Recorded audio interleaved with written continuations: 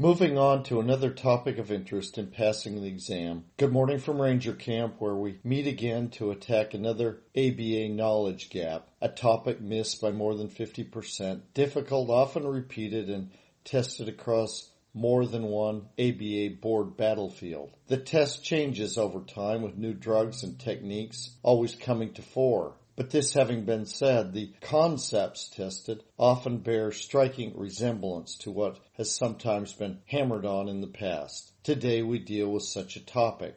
As usual, keyword correlation is in the text of your Bible Big Blue, Big Red, or Mocha Blue central sources. Let's turn now to an important question, answer, and explanation of interest to passing boards.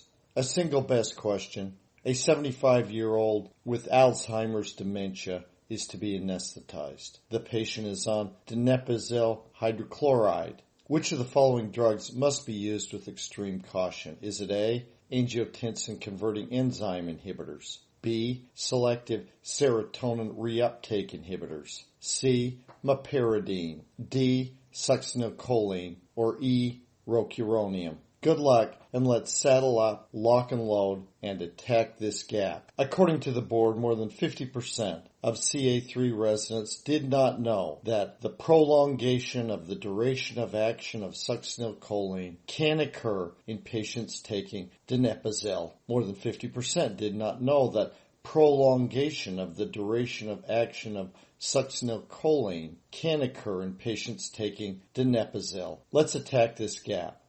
Donepezil hydrochloride, brand name Aricept, is indicated for the treatment of Alzheimer's dementia. Donepezil is an anticholinesterase, a reversible inhibitor of the enzyme acetylcholinesterase. Like other anticholinesterases, Donepezil prolongs neuromuscular relaxation following the administration of succinylcholine by inhibiting pseudocholinesterase, which of course metabolizes succinylcholine. By inhibiting this breakdown, the duration of action of succinylcholine is thereby prolonged, just as it is by other anticholinesterases such as neostigmine, pyridostigmine, or edrophonium. Therefore, it can be anticipated that if, for example, a patient fails to recover neuromuscular function following succinylcholine and is being treated with Donepezil, the cause may be antagonism of pseudocholinesterase by this anticholinesterase, Donepezil. Anticholinesterases inhibit acetylcholinesterase, as you'll recall, leading to the buildup of acetylcholine and to the reversal of a non-depolarizing neuromuscular block. We all know this as we routinely reverse such blocks with anticholinesterases, such as neostigmine, pyridostigmine, or edrophonium.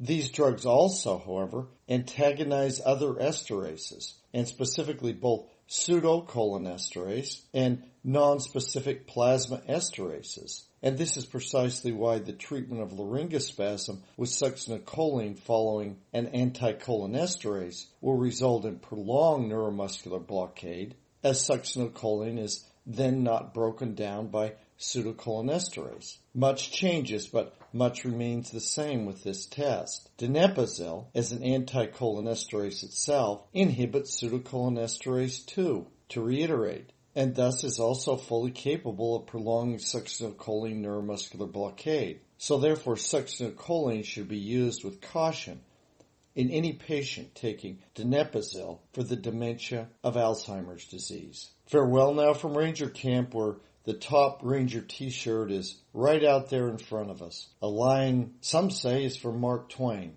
Others dispute that. The origin not entirely clear. But the line is a good one. History does not repeat itself, but it does rhyme. Expect this newer and now increasingly used anticholinesterase, Donepezil, to be tested in the context of prolonged neuromuscular blockade following succinylcholine administration, a scenario commonly tested following the administration of other anticholinesterases in the past. Onward now to victory and to another important topic of interest in passing boards.